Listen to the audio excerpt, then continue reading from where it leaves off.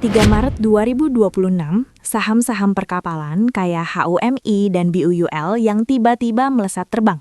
Alasannya, konflik memanas di Timur Tengah, spesifiknya antara Iran dan Israel. Rantai pasok minyak dunia terancam, harga sewa kapal naik, dan boom, harga sahamnya ikutan meroket. Banyak pemula yang kena FOMO, buru-buru beli pas harga udah dipucuk karena ikut-ikutan berita. Tapi kalau kamu cuma ngandelin berita yang udah tayang di TV, kamu sebenarnya udah telat. Pertanyaannya, gimana cara investor cerdas tahu saham kapal kayak HUMI ini bakal naik jauh sebelum rudal-rudal di Timur Tengah itu berterbangan? Kejaksaan Agung telah menetapkan pengusaha minyak Muhammad Riza Khalid sebagai tersangka dalam kasus dugaan korupsi tata kelola minyak mentah dan produk kilang PT Pertamina Subholding. 10 Juli 2025, Muhammad Riza Khalid ditetapkan sebagai tersangka korupsi tata kelola minyak mentah dan produk kilang di Pertamina. Tapi Min, bukannya tiap hari ada korupsi di Indonesia. Yang ini beda. Penangkapan ini mengeluarkan satu sinyal ke market. Pemerintah serius membereskan tata kelola migas. Untuk pasar, sinyal ini penting karena menandai pergantian babak, sehingga investor bisa berekspektasi pada regulasi lebih bersih dan kompetitif ke depan. Kita nyebut babak baru ini era baru eksplorasi offshore. Gini ceritanya.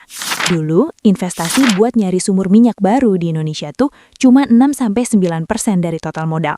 Kalah jauh sama Malaysia yang bisa sampai 28%. Akibatnya, cadangan minyak kita seret.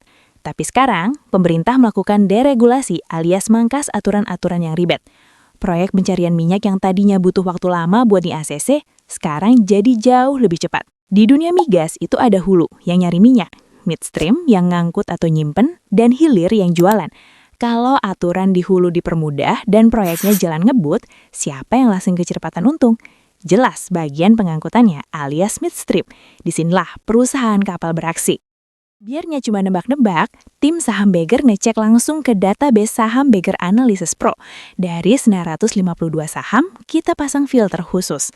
Kita cari yang transaksinya ramai, liquid, masuk daftar syariah, dan kita singkirkan perusahaan raksasa big caps kayak PGAS atau MCD, biar kita fokus ke saham ukuran menengah yang pergerakannya lebih lincah. Tebak siapa pemenangnya di sektor pengangkutan alias midstream? Jawabannya adalah HUMI dan GTSI.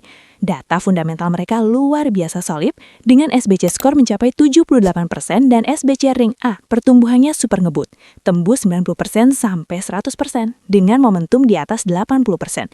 Ini hypergrowth namanya. Sebagai info, dua perusahaan ini sebenarnya satu keluarga. HUMI itu ibarat perusahaan induknya yang fokusnya luas sampai ke pengangkutan bahan kimia. Sedangkan GTSI yang 84,8% sahamnya dimiliki HUMI lebih fokus ngangkut minyak dan gas. Dan yang paling bikin optimis, karena orderan lagi penuh-penuhnya, HUMI dan GTSI udah siap nambah kapal baru lagi di tahun 2025 ini. Artinya, secara fundamental bisnis, pendapatan HUMI ini emang udah pasti bakal naik karena permintaan dalam negeri lagi gila-gilaan. Fondasi rumahnya udah kuat banget. Konflik Iran itu cuma angin segar ekstra yang bikin api keuntungannya makin berkobar cepat. Jadi, apa pelajaran buat kita yang baru belajar saham? Pertama, jangan beli saham cuma karena berita viral. Itu namanya spekulasi. Kedua, carilah saham yang bisnis aslinya emang lagi bertumbuh. Cari tahu ada tren apa di dunia nyata yang bakal butuh produk dari perusahaan tersebut. Kalau fundamentalnya udah benar, berita geopolitik atau isu global apapun jatuhnya cuma jadi bonus jackpot buat portofolio kamu. Kamu udah duduk tenang di dalam kereta sebelum orang-orang berebut tiketnya. Mau belajar baca awan mendung kayak tadi biar bisa curi start sebelum sahamnya viral? Langsung aja cek analisa HUMI dan GTSI kita lebih lengkapnya di link yang ada di deskripsi. Jangan lupa like video ini, subscribe, dan klik bel notifikasi.